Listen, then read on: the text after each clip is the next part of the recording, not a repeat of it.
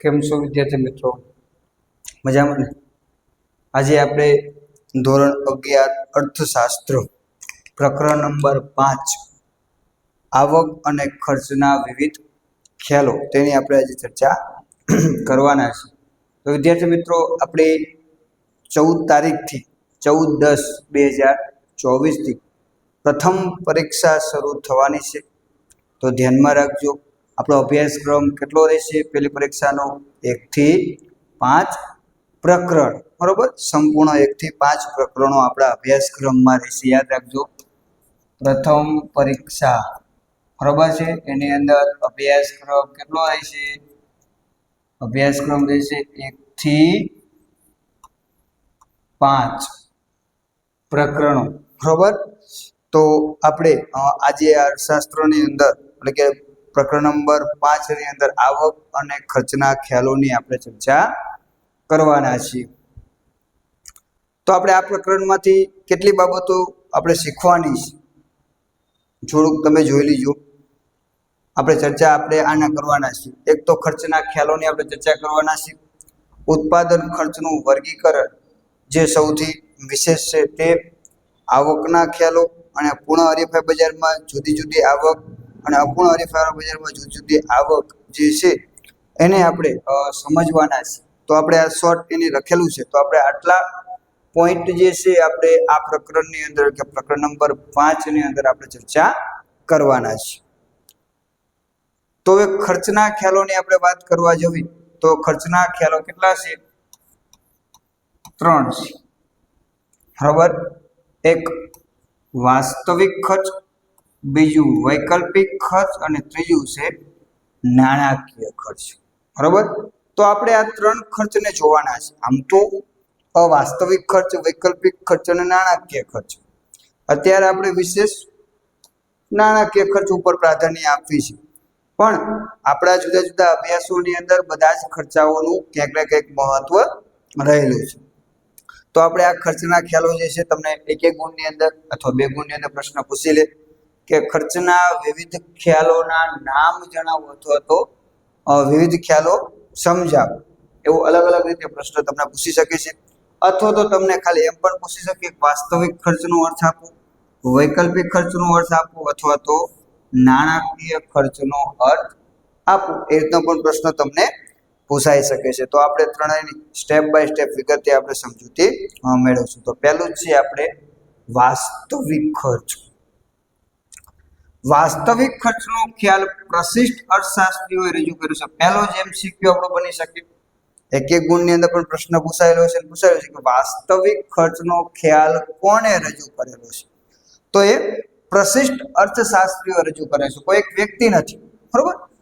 પ્રશિષ્ટ અર્થશાસ્ત્રીઓએ આ ખ્યાલ રજૂ કરેલો છે. તો યાદ રાખજો, આ ખ્યાલમાં એમને શું કીધું છે? ઉત્પાદનના મૂળ સાધનો છે શ્રમ અને જમીન ના સંદર્ભમાં રજૂ કર્યો હતો. તો બીજો પ્રશ્ન આપણે MCQ બન્યો. આમ તો ઉત્પાદનના સાધનો કેટલા છે? 4. ઉત્પાદનના સાધનો કેટલા છે? 4, બરોબર? આમ તો ઉત્પાદનના સાધનો જે છે એ કેટલા વિદ્યાર્થી મિત્રો છે? તો કે 4 સાધનો છે, બરોબર? કયા કયા? એક જમીન, બીજું મૂડી, ત્રીજું શ્રમ અને ચોથું નિયોજન, બરોબર? આ ઉત્પાદનના 4 સાધનો છે: જમીન, મૂડી, શ્રમ અને નિયોજન, બરોબર? તો હવે એમને શું કીધું કે ઉત્પાદનના સાધનો, મૂળ સાધનો કેટલા છે? તો કે 2. કયા કયા? તો કે શ્રમ અને જમીન. આ 2 જ મૂળ સાધનો છે. કદાચ તમને એમ પણ પ્રશ્ન પૂછાય MCQ માં કે ઉત્પાદનના સાધનો કેટલા છે? તો કે 4. પણ તમને એમ પૂછાય કે ઉત્પાદનના મૂળ સાધનો કેટલા છે? ઉત્પાદનના મૂળ સાધનો કેટલા છે? તો કેટલા આવશે? 2. અને કયા કયા? તો શ્રમ અને જમીન. આમાં 4 માં જમીન, મૂડી, શ્રમ અને નિયોજન. સમજાઈ ગયું વિદ્યાર્થી મિત્રો? તો આપણને આ ભૂલ ન પડે એનું ખાસ તમે ધ્યાનમાં લેજો.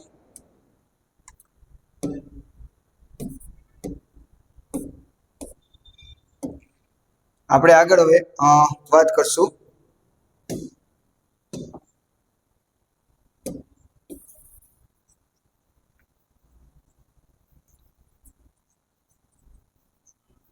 તમારે સ્ક્રીનશોટ લેવો હોય તો તમે લઈ શકો છો વિદ્યાર્થી મિત્રો. તો ઉત્પાદનના મૂળ કેટલા સાધનો હતા તો કે એની આપણે વાત કરવાના છે કે ઉત્પાદનના જે મૂળ સાધનો જે છે એ ઉત્પાદનના મૂળ સાધનો જે છે એ આપણા 2 છે અને ખાલી સાધનો પૂછે ઉત્પાદનના સાધનો તો 4 છે એવું આપણે યાદ રાખવાનું. પરંતુ આધુનિક યુગમાં મૂડી રોકનાર અને નિયોજક વર્ગની દ્રષ્ટિએ પણ આ ખ્યાલનો વિચાર કરવામાં આવે છે. પહેલા માત્ર આ 2 સાધનોનો સંદર્ભમાં વાસ્તવિક ખર્ચનો ખ્યાલ રજૂ કર્યો. તમને એમ પણ પ્રશ્ન પૂછાય કે વાસ્તવિક ખર્ચનો ખ્યાલ શરૂઆતમાં શેના સંદર્ભમાં જ રજૂ કરવામાં આવેલો હતો? ઉત્પાદનના કયા સાધનોમાં રજૂ કરવામાં આવેલો હતો? તો શ્રમ અને જમીન. પછી આપણે મૂડી અને નિયોજકની વર્ગનો પણ એમાં સમાવેશ કરેલો છે. માર્શલના મત પ્રમાણે ઉત્પાદન પ્રક્રિયા સાથે સંકળાયેલા શ્રમિકો, નિયોજક, મૂડીપતિ જે માનસિક અને શારીરિક કષ્ટ ઉઠાવે છે તે વસ્તુના ઉત્પાદનનું વાસ્તવિક ખર્ચ છે. કોણે કીધું છે? તો કે માર્શલના મતે એટલે કે જે શ્રમિકો, નિયોજક અને મૂડીપતિ એટલે કે મૂડી રોકનાર જે માનસિક ખર્ચ કરે છે માનસિક અને શારીરિક જે કષ્ટ ઉઠાવે છે એ કષ્ટને વાસ્તવિક ખર્ચ તરીકે ઓળખવામાં આવે છે એવું કીધું છે. તો એમાં જ આગળ કોઈ વસ્તુના ઉત્પાદન કાર્ય માટે ઉત્પાદક જે નાણાં ખર્ચે છે તે માત્ર સાચું ઉત્પાદન ખર્ચ નથી. એટલે કે માત્ર ઉત્પાદન કરવા પાછળ નાણાં રોકવાથી એ ખર્ચ થાય છે એ વાસ્તવિક દ્રષ્ટિએ સાચું ખર્ચ નથી, ઉત્પાદન ખર્ચ નથી એવું વાસ્તવિક ખર્ચ કહે છે. તો વાસ્તવિક ખર્ચ પ્રમાણે કયા ખર્ચાઓ છે? તો કે એ તો ખર્ચ છે જ, પણ ઉત્પાદન કાર્ય સાથે સંકળાયેલા શ્રમિકોને જે થાક લાગે, કંટાળો અનુભવે, ત્રાસ અનુભવે, મૂડીપતિ પોતાની મૂડી લાવે ત્યારે વપરાશનો ત્યાગ કરે છે. કારણ કે એની દાખલા તરીકે 10 લાખ રૂપિયા એને કંપનીમાં રોક્યા કે ધંધામાં રોક્યા તો 10 લાખ રૂપિયા વાપરી શકશે નહીં, એટલે એને વપરાશનો શું કર્યો? ત્યાગ કર્યો. બચત કરીને મેળવે છે. નિયોજકને ધંધાની ચિંતા, કારણ કે નિયોજક છે ને ધંધાની સતત ચિંતા છે, ખોટ જશે તો, નફો નહીં આવે તો, આમ થશે તો, સતત ચિંતા છે. બિન સલામતી અનુભવે છે, અનિશ્ચિતતાનો સામનો કરવો પડશે. કારણ કે નફો મળે પણ ખરા, ન મળે, ખોટ મળે, કેટલું મળશે એ બધું અનિશ્ચિત છે, ફિક્સ કાંઈ નથી. આ બધાનો સમાવેશ કેમાં કરવામાં આવેલો છે? વાસ્તવિક ખર્ચમાં સમાવેશ કરવામાં આવેલો છે. વાસ્તવિક ખર્ચને નાણાંના સ્વરૂપમાં રજૂ કરી શકાતું નથી, યાદ રાખજો. બરોબર? કયા ખર્ચને નાણાંના સ્વરૂપમાં રજૂઆત કરી શકાય નહીં? તો વાસ્તવિક ખર્ચને નાણાંમાં રજૂઆત થતું નથી. તેથી તે વાસ્તવિક ખર્ચને શું કહેવામાં આવે છે? બિન નાણાકીય ખર્ચ પણ કહે છે. તો બીજો પ્રશ્ન પણ પૂછાય કે વાસ્તવિક ખર્ચને બીજા કયા નામથી ઓળખવામાં આવે છે? તો વાસ્તવિક ખર્ચને બિન નાણાકીય ખર્ચ તરીકે પણ ઓળખવામાં આવે છે. પ્રોફેસર માર્શલ જણાવે છે ઉત્પાદનના સાધનો આ વાસ્તવિક ખર્ચનો સમાવેશ કરે છે, જે માટે તેમને આકર્ષવા માટે વેતન, વ્યાજ, નફાના સ્વરૂપમાં વળતર આપવામાં આવે છે. એટલે કે જે આ ઉત્પાદનના સાધનો વાસ્તવિક ખર્ચમાં સમાવેશ થાય છે તો એને વળતર સ્વરૂપે આપણે જો શ્રમિક હોય તો એને વેતન મળે, ત્યારબાદ મૂડીને વ્યાજ મળે અથવા તો નિયોજકને વ્યાજ મળે, નફો મળે, એના સ્વરૂપમાં એને વળતર આપવામાં આવે છે એવું અહીં આપણને જણાવવામાં આવેલું છે. ત્યારબાદ એની 2 ગુણમાં પ્રશ્ન પૂછાય વાસ્તવિક ખર્ચના માપનની મુશ્કેલીઓ કઈ? તો આપણે પહેલા જ કીધું કે એને માપવાનું કાર્ય મુશ્કેલ છે. વાસ્તવિક ખર્ચમાં તો કે કેટલો થાક લાગે, કેટલો કંટાળો, કષ્ટ, ત્યાગ, ચિંતા આ બધાનો સમાવેશ થાય છે. હવે આ કેટલું છે એનું માપ? હું જે કામ કરું છું એનાથી મને કંટાળો કેટલો છે? કંટાળો બહુ આવે છે સાહેબ, ભણવું નથી.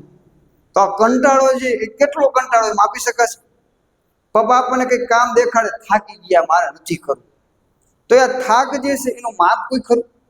તો કે કંટાળો, થાક, કષ્ટ, ત્યાગ, ચિંતા આ બધાનું માપન છે નહીં. જે મનોવૈજ્ઞાનિક છે, જે આત્મલક્ષી બાબત છે તેવી બાબતોનું માપવાનું કાર્ય ખૂબ જ મુશ્કેલ છે. ઉપરાંત કારખાનાઓમાંથી નીકળતો ધુમાડો, આસપાસના લોકોના સ્વાસ્થ્ય પર વિપરીત અસર કરે છે. આ વિપરીત અસર સામાજિક દ્રષ્ટિએ ખર્ચ છે, પણ તેને માપી શકાતો નથી. તો આ રીતે એના માપનની મુશ્કેલી છે તેમ આપણે કહી શકાય.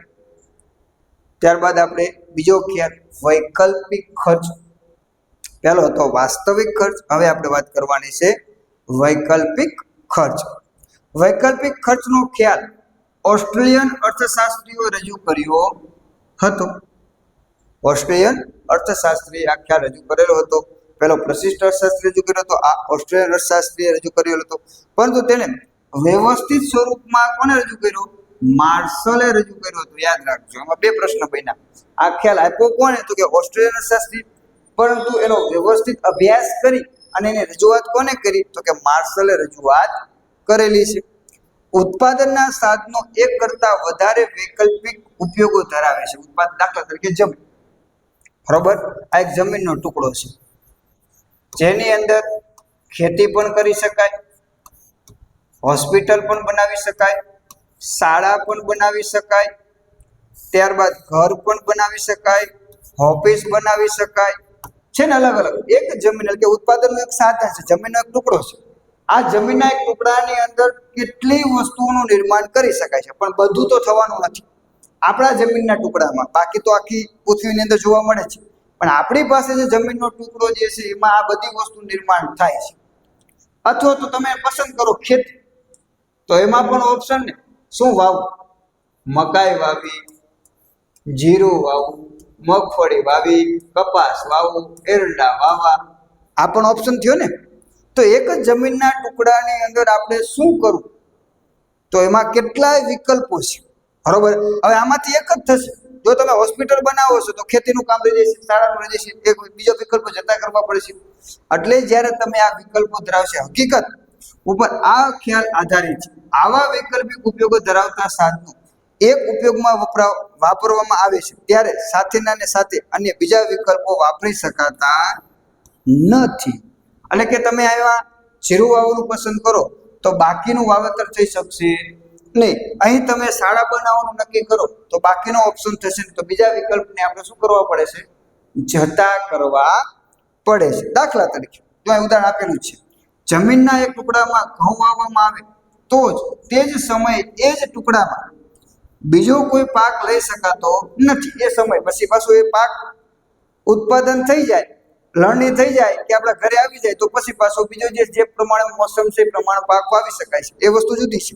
પણ એ જ સમયે એ સ્થિતિ, તો શ્રમિક એક સમયે મિલમાં કામ કરે તો એ જ સમયે બીજા ઉદ્યોગમાં કામ કરી શકતો નથી. આમ સાધનના વૈકલ્પિક ઉપયોગો જોવા મળે છે. ભાઈ કોઈક શ્રમિક છે, કોઈક મિલમાં કામ કરે છે તો એ જ જગ્યાએ કામ કરી શકશે એ જ સમય, પછી બીજા મિલમાં કામ કરી શકશે નહીં. તમે અત્યારે તમે ભણો છો તો આ જ કાર્ય કરી શકાય. સાથે સાથે તો કે અન્ય જઈને આપણે રમવું હોય ને આપણે ભણવી, આપણું એક ભણે અને બાકીના ચિત્ર જે છે બહાર રમે, એવું ભેગું થતું નથી. કાં તો તમે જ્યાં છો જ કામ કરી શકશો, કાં તો રમવાનું કામ કરી શકશો, કાં તો ભણવાનું કામ કરી શકશો. એ જ સમયે પાછું આ ભણે પાછા તમે જઈ શકશો અને તમે મૂકીને પાછા જઈ શકશો. પણ એક જ સમયે બે કાર્યો તમે અલગ અલગ રીતે અલગ અલગ સ્થળે કરી શકતા નથી. તો એક વિકલ્પને શું કરવો પડશે? આપણે જતો કરવો પડશે.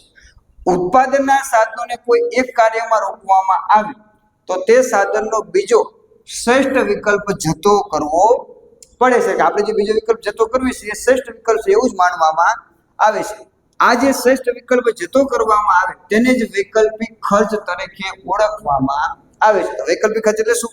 તો કે ઉત્પાદનના સાધનોને કોઈ એક કાર્યમાં રોકવામાં આવે ત્યારે તે સાધનના બીજા શ્રેષ્ઠ વિકલ્પો આપણે જે જતા કરવી છે, તો આ જે જતા કરવી છે એ જ આપણો વૈકલ્પિક ખર્ચ છે તેમ કહેવામાં આવે છે. જતો કરવો પડતો શ્રેષ્ઠ વિકલ્પ ઉત્પાદિત વસ્તુનો વૈકલ્પિક ખર્ચ ગણાય છે. આ બાબતને આપણે ઉદાહરણની મદદથી સમજશું. જમીનના એક ટુકડાનો ઉપયોગ ઘઉં અને ડાંગર માટે થઈ શકે છે. જમીનનો એક ટુકડો હોય તો તેમાં ઘઉં અને ડાંગર બંનેનું વાવેતર થઈ શકે છે. જો જમીન ઉપર ઘઉં ઉત્પન્ન કરવામાં આવે તો 2 લાખ રૂપિયા મળી શકે. આપણે ઘઉં વાવીએ તો કેટલા લાખ રૂપિયા મળે? તો કે એની સિઝનને એની પ્રમાણે ગણતરી 2 લાખ રૂપિયા મળે. અને તો જમીન ઉપર ડાંગર વાવવામાં આવે તો એમાં 3.5 લાખ રૂપિયા આપણને મળે છે. હવે ખેડૂતનું વર્તન તરબજ લાભની દ્રષ્ટિથી વિચારીએ તો ખેડૂત ઘઉંનું ઉત્પાદન જતું કરશે અને જેમાં વધારે રકમ મળે છે એટલે કે ડાંગરનું ઉત્પાદન કરશે અને 3.5 લાખ રૂપિયા મેળવશે. તો આ 3-5 લાખમાં ડાંગર મેળવવા માટે ખેડૂત 2 લાખ રૂપિયા ઘઉંનું ઉત્પાદન શું કરે છે? જતું કરે છે. તો આ જતું કરેલું ખર્ચ એટલે કે આ જે 2 લાખ રૂપિયા આપણે જતું કરેલું ખર્ચ છે એ કોનું? તો કે 3.5 લાખ ડાંગરનું વૈકલ્પિક ખર્ચ છે તેમ કહી શકાય. કારણ કે આપણે ડાંગરના બદલામાં ઘઉંને આપણે શું કર્યું? જતું કર્યું છે એમ આપણે કહી શકાય છે. તો આમ એ ડાંગરનું વૈકલ્પિક ખર્ચ થયું કહી શકાય. કારણ કે આપણે 2 લાખ રૂપિયાને 3.5 લાખ રૂપિયામાંથી આપણે તરબત વિચાર્યું ભાઈ આપણે ડાંગરનું વાવેતર કરવું છે, પણ 2 લાખ રૂપિયા તો આપણે શું કરવું છે? એમાં જતા તો કરવી જ છે. તો આમ એ વૈકલ્પિક ખર્ચ તરીકે ઓળખી શકાય. તો વૈકલ્પિક ખર્ચના માપનની પણ કેટલીક મુશ્કેલીઓ છે તેમ આપણે કહી શકાય.